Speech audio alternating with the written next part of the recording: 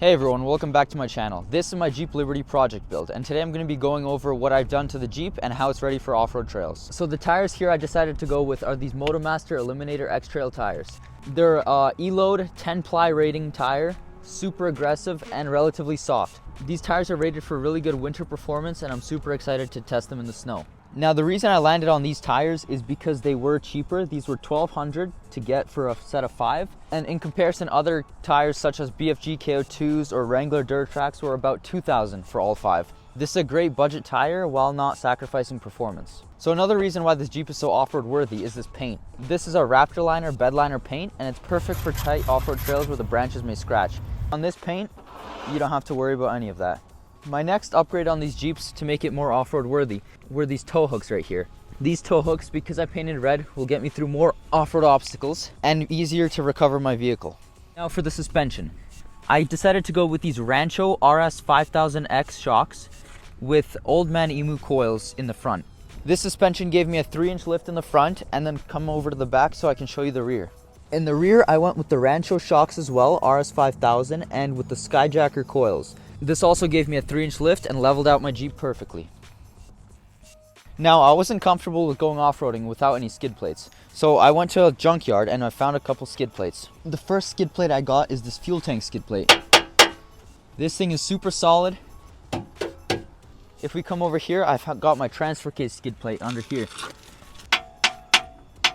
Right here is the skid plate for my transfer case, and it protects my transfer case from getting punctured by rocks as well. And then lastly, the final skid plate I got is this front skid plate right here. This covers the front differential as well as the oil pan in the back there. Now with this 3-inch lift, skid plates all around, all-terrain tires and recovery points, this Jeep has almost everything an off-roader needs. Another thing that makes a vehicle off-road worthy is lockers. Now this car doesn't have any lockers.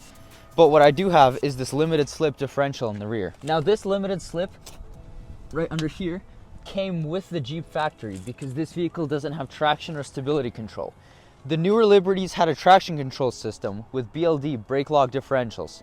These would grab the tires, but they were very conservative and didn't work very well. It's open differentials in the front, but this limited slip in the rear really helps me get up rocky and slippery sections and helps me when I'm fully articulated. Now it won't be as good as a locker, but with momentum it'll get me through almost anything.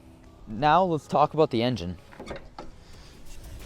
So under the hood I have this 3.7 V6. This is a smaller version of the 4.7 liter engine designed by Chrysler. This is a solid and reliable engine and I've replaced a lot of things on it. Valve cover gaskets, injectors, coils, spark plugs, filters, radiators, basically everything I could think of. I've replaced the serpentine belts, the water pumps. This engine does tend to overheat sometimes, so I made sure to replace all the cooling systems. It's also got a manual throttle, which is pretty cool, so you can rev it right from here.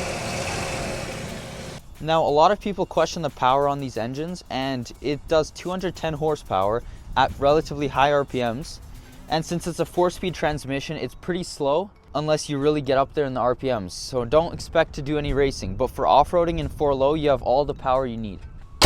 Now, what about when you're filling up? Let's talk about fuel economy. Well, the fuel economy is not great, to be honest.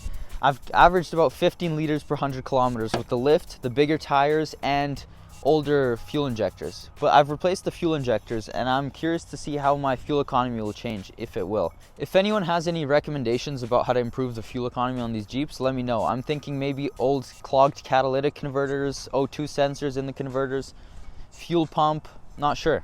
Now let's talk about this interior. Well, there's nothing much to talk about here. It's a pretty basic interior, but basic isn't necessarily bad.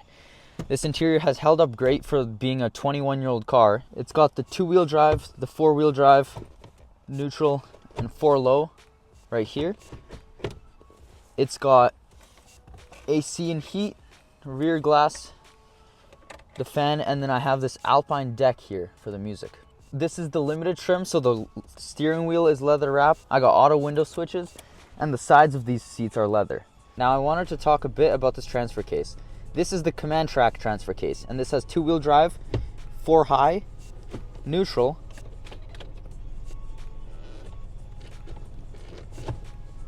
and 4 low. You can see the 4 low here. You put it in the 4-wheel drive position, and then the 2-wheel drive position.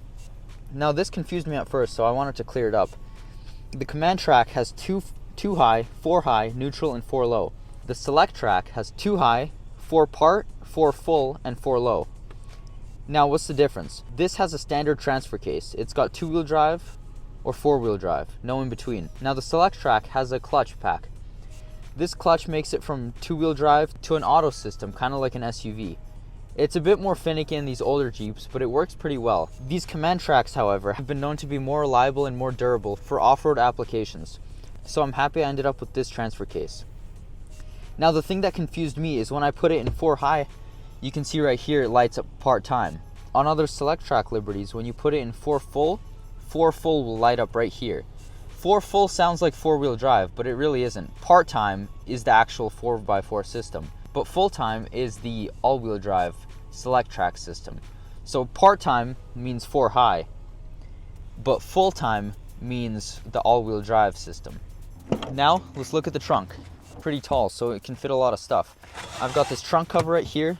I've got this power socket in the back, a little cargo net, and I have this WeatherTech floor liner.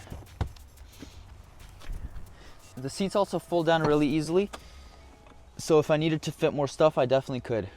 I love this swing out gate, and then I have a full-size spare on here.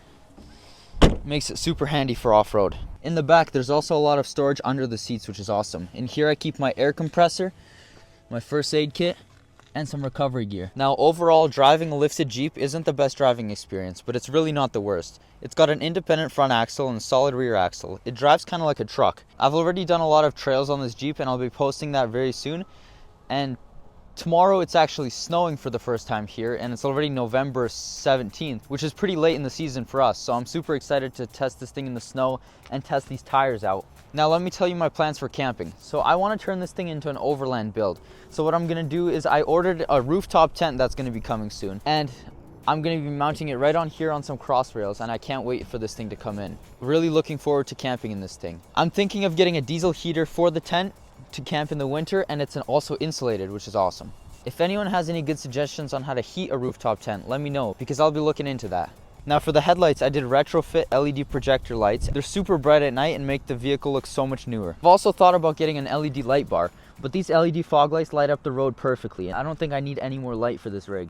That's all for this walk around. Thanks for tuning in. Make sure to stay tuned, because I'll be doing some winter camping with this thing, pushing its limits in the winter, in the summer, and in any conditions I can find. Thanks for watching, and I'll see you guys very, very soon.